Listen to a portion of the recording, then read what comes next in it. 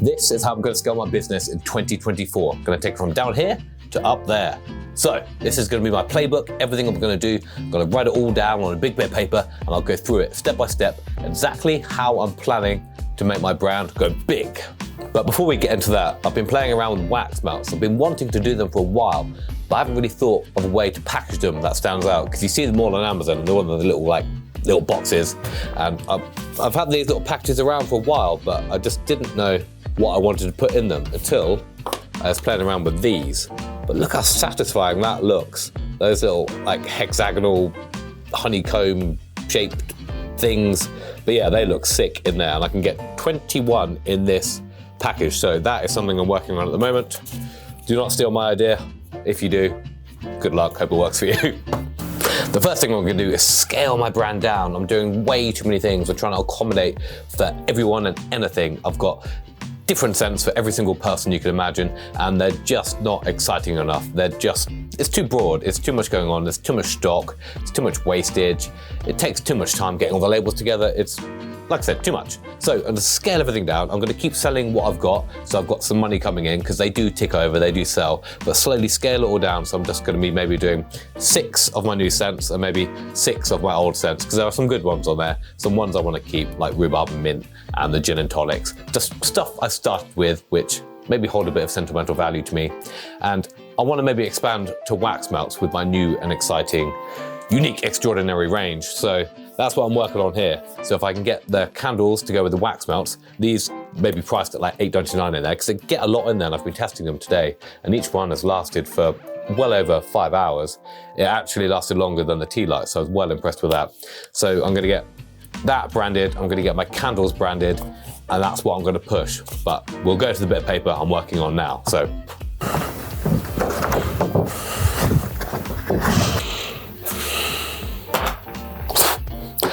I like writing stuff down on paper. It makes it feel more real. I get those ideas up my brain and it becomes a plan. So this is gonna be the master plan, how I'm gonna scale everything and make myself super rich and live the dream of freedom.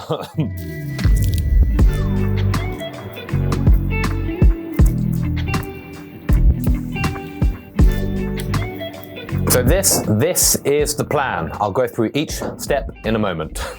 So the plan is, I'll have my 5 base scents, quirky, unique, really cool logos. They all stand out, so if people are scrolling, they're either gonna love it and they're gonna go, wow, that resonates with me, or they're gonna go, wow, that is horrible. Get the fuck away from me.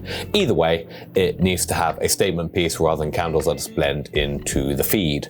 So, and then with that, I will work on the wax melts, but if that becomes a thing, if it doesn't, it doesn't. The candles are really where I started, but if I can get something which is a bit of a cheaper entry point for people, if I can get them for $8.99 and they love them, they might buy a candle. That's kind of the plan. So I've got 2 price points on Amazon, one a bit cheaper, one a bit more expensive, both equally lovely, but they serve different purposes. Anyway, I digress. So we'll have our brand, we'll have it all perfectly done. So at the moment, I'm just working on getting photos. I'm trying to get as many cool photos as I possibly can, lifestyle photos, things that people aren't willing to do. So just the other day, I was out in the stream trying to get another photo and I got my feet wet. I managed to drop the candle, that fell in the waterfall. So we'll cue to that lovely little scene in a minute.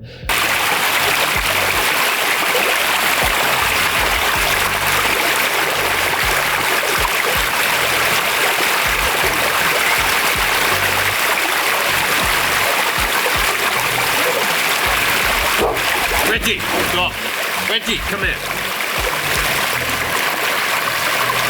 Reggie, come. But yeah, as I was saying, trying to get some really cool photos, things that stand out. So things like the waterfall, things like my candle bar fireplace, just really cool, quirky shots that just create the story in the picture that I want to evoke in the candle. And then I'm going to get some nice shots just with the plain white background, just in like a light box, and just try and spend a bit of time getting loads of photos. It's something I haven't done because I had so many candles before, so many different scents, that it was just a pain to try and get unique photos for each one. Whereas now I've narrowed it down to 5 scents, each one with its own story, each one with its own identity. So creating photos for that should be a lot easier. So that's the plan. Get a load of photos together, spend a day just getting some good shots. And I've already done that. I've already got at least 5 or 6 of each. I just need to get some different ones. I need to go out and about and explore and find the opportune places to get some lovely shots. And then what I want to do is create a video as well, a video that showcases my brand, that sort of story behind it, the narrative, what I want the candles to tell. So I've started getting a bit of footage for that, but I had to stop because of that one that fell down the stream. But we will resume it. That is also on the agenda. And it might not have to be entirely my own footage. I can supplement that with stock footage, which is what I'm doing on Instagram as well. Like I said, I'm just trying to paint a picture, paint a story, rather than just doing something nice. And I feel like I'm waffling away here, so let's recap. The first one is to get the candles absolutely nailed. The recipe's perfect, the wax perfect, the logos, everything, all of that done. We're pretty much there with that. It's ready to go, it's ready packaged. The next step is to get like photos, get them lovely. We want to paint a picture. Third step, get some videos. Get some videos to paint a picture of it. I think a lot of sellers on Amazon and on other websites, they don't do videos, they don't bother with it. It's too much effort. So if I can go one step further, create some videos that showcase my brand, showcase the story, that is the next step. Once we've done that, we're gonna go to social media marketing. So I've already started posting videos on TikTok. I was trying to do one every day, but I sort of ran out of ideas and got a bit tired, so I gave up. But that's something we will resume. TikTok's got that virality factor. I hate TikTok because it's so addictive, so I deleted it and stopped using it. But you just never know what video is going to pop off. YouTube, it's a little bit harder for that. The long form content I really enjoy and I much prefer doing. So I'm forcing myself to do short form content in the hopes that something goes viral. And the other thing I don't want to miss out on is TikTok Shop, as I think they're going to be chasing down Amazon. And it just seems like a perfect way to sell on TikTok. So if I get a candle go viral, because I'm hoping mine will do, because they're so unique and so different, the chances of it going viral, and if I'm already on TikTok Shop, people don't need to click out of the app. It's already there, so they can purchase it right there and then. They don't need to go and find it, and then the chances of converting that sale become less and less and less because people have to go more out of the way. Make it easy for people, make it almost idiot-proof that they can just buy it there and then, and it's delivered in a couple of days. So that's the plan. Create some TikTok videos, create 4 a week. They don't take me very long. I've got a lovely little tripod I've got on like Amazon, and it just, yeah. What the plan is just record myself in public, the whole brand building, the whole creation, that kind of human aspect, just tell people what I'm doing and showcase it. There's no point trying to pretty it up and make it perfect, because it isn't. I'm figuring it out as I go along. I'm just working it out and doing it and seeing what sticks and seeing what works. So we're going to stick to TikTok. I'm going to keep doing what I'm already doing. 2 blog posts a week, 2 articles weekly, trying to rank on Google for organic keywords. Instagram is something I've stopped doing because, once again, social media is a trap, being stuck in it, scrolling. I hate it, so I'm just trying to get in and out. But what I've done is I've scheduled the posts. I've used Canva. I'm just scheduling all of the posts. So I spend best part of an hour a week, and I'll schedule like 2 weeks worth of posts, and it'll be a mixture of things I already shot myself, and it'll be a mixture of things of from Pexels. You can get royalty-free images, so things that resonate with my brand. So for instance, I've got a thunderstorm candle, I've got pictures of people in the rain, I've got thunderstorms, I've got a few photos of me that I would taken out in the river or in the rain. So I'm getting a collection of things. They don't necessarily have to be of my candles, they just have to be painting a picture of the brand. So we're going to keep posting on Instagram, keep posting on TikTok, keep posting on Facebook, but I can link my Instagram for Facebook. So every time I post on Instagram, it should post on Facebook, which kills 2 birds with 1 stone, makes that very simple, because I don't really like Facebook either. There's a theme there, social media, the devil. And then Pinterest. Pinterest is still something I don't really understand. I don't really get it. I don't really see the point, but it creates a lot of traffic for people. People seem to love it. They collect images to look at for later.